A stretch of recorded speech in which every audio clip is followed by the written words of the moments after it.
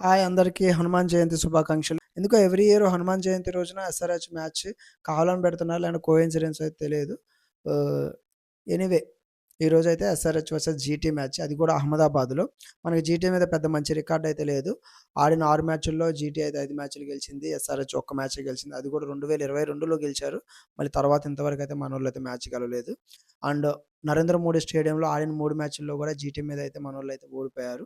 ఆహ్, ఈ గ్రౌండ్‌లో ఈ గ్రౌండ్‌లో మాక్సిమం ఫస్ట్ బ్యాటింగ్ చేసిన టీమే 58% అయితే విన్నింగ్ అయితే ఉంది. అలాగని టాస్ గెలిచి ఫస్ట్ బ్యాటింగ్ చేయాలని కాదు.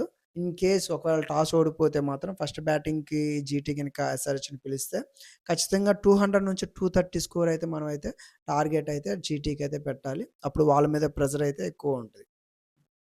మనోళ్ళు గనక టాస్‌కెళ్తే మాత్రం ఖచ్చితంగా బౌలింగే తీసుకోవాలి. బౌలింగ్ తీసుకొని జీటీ యొక్క టాప్ ఆర్డర్ ఏదైతే ఉందో, టాప్ 3 బ్యాట్స్‌మెన్‌ని గిల్లు, సాయి సుదర్శన్, జోస్ బట్లర్‌ని వీళ్ళని గనక ఎర్లీగా గనక ఔట్ చేస్తే మాత్రం మ్యాచ్ మీద పట్టు సాధిస్తారు మనోళ్ళు. ఆల్మోస్ట్ ఒక 160, 170, 180 లోపు ప్యాక్ చేస్తే మాత్రం మనోళ్ళైతే ఈజీగా అయితే చేజ్ చేయడానికైతే అవకాశం అయితే. అండ్ ఇంకోటి ఈ పిచ్ గూడా అహ్మదాబాద్ పిచ్ గూడా ఫేసర్స్‌కి ఎక్కువ అనుకూలిస్తది.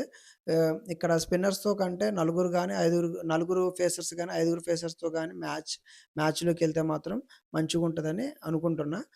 ఖచ్చితంగా నలుగురు ఫేసర్‌తో మనోళ్ళు దిగితే చాలా అడ్వాంటేజ్ ఉంటది. అలాగే మనకి జీటీలో గూడా రబడా అండ్ సిరాజ్ అయితే మంచి ఫామ్‌లో అయితే ఉన్నారు.